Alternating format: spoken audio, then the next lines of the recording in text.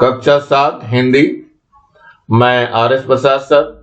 आज आप लोगों को अध्याय 19 शहीद बकरी के बारे में पढ़ाने जा रहा हूं। तो ये आपका 19वां पाठ है, शहीद बकरी, जो कि लिखा है श्री अयोध्या प्रसाद गोयली ने।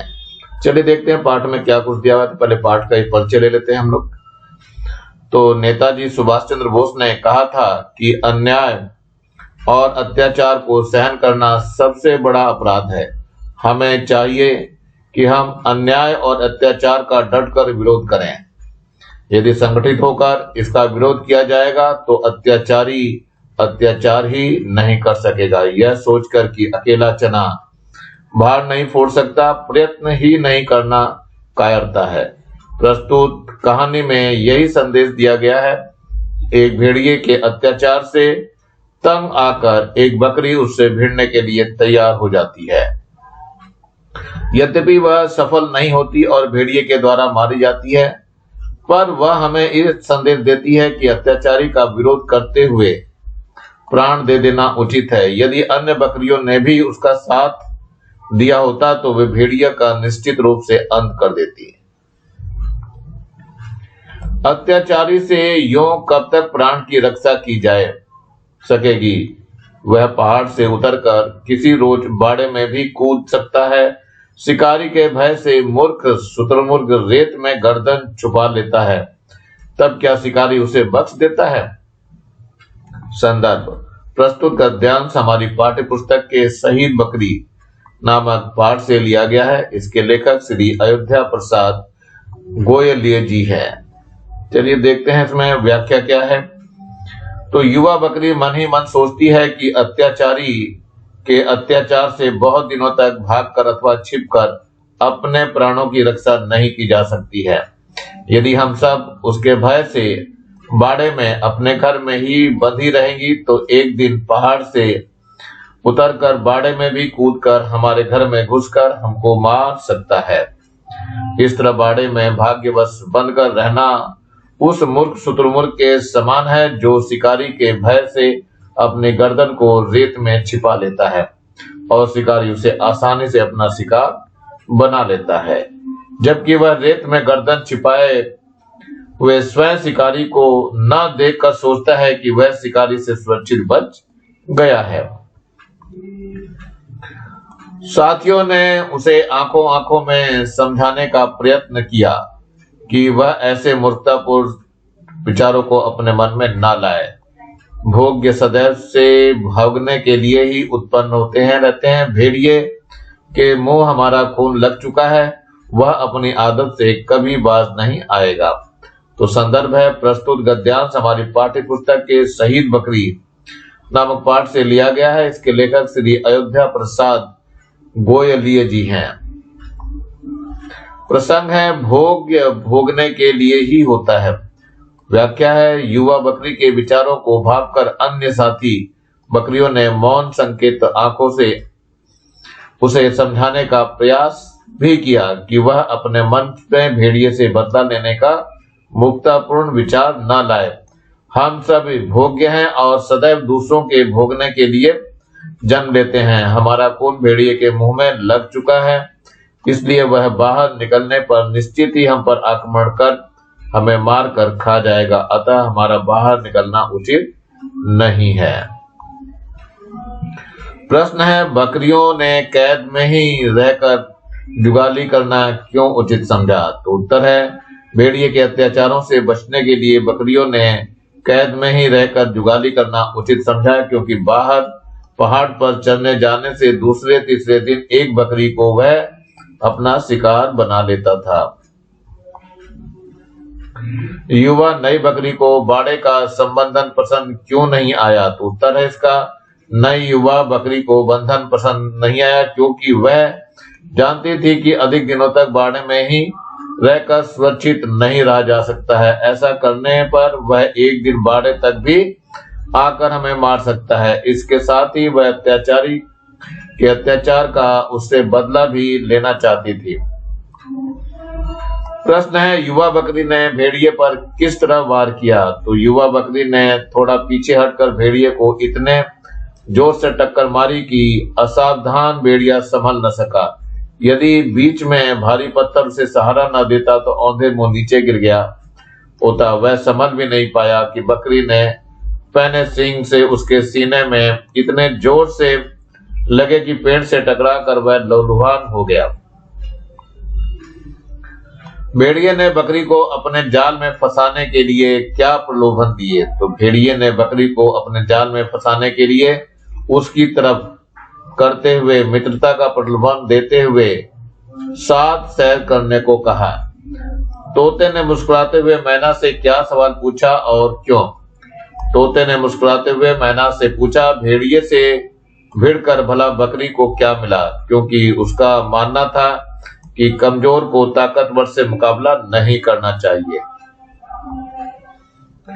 भोग्य सदैव से भोगने के लिए ही उत्पन्न होते रहे हैं से क्या तात्पर्य है? तो उपरोक्त पंक्ति उत्तर है। उपरोक्त पंक्तियों से तात्पर्य यह है कि अकर्मण्यता हमें विनाश की ओर ले जाती है। अन्याय और उत्पीड़न का यदि डटकर मुकाबला किया जाए तो अत्याचार समाप्त हो सकता है। ऐसा आदर्श प्रस्तुत करने का दुस्साहस कोई एक विरल ही करता है, परंतु उसे आदर्श मान उसके पीछे चलने वाले भी लोग मिल जाते हैं। आवश्यकता इस बात की है कि हम में मुकाबला करने का साहस हो। युवा बकरी द्वारा भेड़िए पर पहले ही आक्रमण करने के पीछे क्या कारण रहे होंगे? अपना विचार लिख लीजिए। तो उत्तर है ये, युवा बकरी अपनी स्वतंत्रता पर कोई हस्तक्षेप नहीं चाहती थी। दूसरे, वह अत्याचारी भेड़ियों का मुकाबला बिना हार नहीं मानना चाहती थी। वह अपने साहस से अपने स्वाभिमान को बनाए रखना चाहती थी। अत्याचारी भेड़िए को दंड दिए बिना वह अकर्मण्यता से नहीं बैठ सकती थी। आपकी समझ में भेड़िए से भिड़कर बहादुरी से अपनी जान गंवाने वाली युवा बकरी को क्या मिला? भेड़िए से भिड़कर बहादुरी से अपनी जान गंवाने वाली युवा बकरी को शहादत का सम्मान मिलते हुए यह आदर्श प्रस्तुत करने का अवसर प्राप्त हुआ कि अन्याय, अत्याचार व उत्पीड़न का डटकर मुकाबला करना चाहिए। यदि अन्य बकरियां उस युवा बकरी का साथ देती तो आपके अनुसार भेड़िए और बकरी के बीच के संघर्ष का परिणाम क्या होता? उत्तर है, यदि अन्य बकरियां उस युवा बकरी का साथ देती तो निश्चय ही उस संघर्ष में बकरी को विजय प्राप्त होती, क्योंकि संगठन में शक्ति निहित होती है। यदि साहस के साथ सबने बकरी का साथ दिया होता तो भेड़िया मृत होता। प्रश्न है, तोता अपना सा मुंह लेकर शहीद बकरी की ओर देखने लगा। पंक्ति के द्वारा कहानीकार क्या कहना चाहता है? अपने साथियों से बातचीत कर उत्तर दीजिए। तो उत्तर है इसका, उपरोक्त पंक्तियों के द्वारा कहानीकार यह कहना चाहता है कि अपनी स्वतंत्रता व स्वाभिमान की लड़ाई लड़ना हर किसी का अधिकार है। इसकी सोच समझ होनी जरूरी है। कर्मशीलता मनुष्य को सफलता की ओर ले जाती है। किसी भी संगठन समूह की पहचान होती है वह अत्याचार व अन्याय का डटकर मुकाबला करे, लेकिन इस पुनीत कार्य की पहल किसी एक को ही करनी होती है। बकरी ने यह आदर्श प्रस्तुत कर अपनी शहादत दी, किंतु एक संदेश भी दिया जो दूसरों के लिए प्रेरणादायी बना। इस पाठ में निम्नलिखित मुहावरों का व्यवहार किया गया है। इन मुहावरों का वाक्य में आप किस प्रकार प्रयोग कीजिए कि इनका अर्थ स्पष्ट हो जाए। चलिए, पहला है मुहावरा औंधे मुंह गिरना।